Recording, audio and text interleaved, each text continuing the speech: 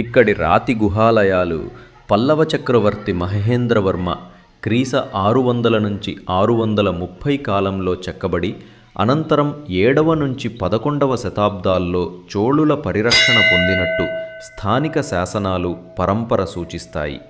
మహాబలిపురం గుహాల్లా ఏకశిలపై చెక్కబడిన ఈ దేవాలయాలు పల్లవ ద్రావిడ శైలికి సమానంగా కనిపిస్తాయి. భైరవకోనలో ఒకే కొండపై చెక్కిన శివుని 8 గుహాలయాలు ఉన్నాయి. వాటిలో 7 తూర్పు ముఖం, 1 ఉత్తర దిశను ఆశ్రయించి అందులో బ్రహ్మ, విష్ణు, శివ ఐక్యారాధన రూపాలు దర్శనమిస్తాయి.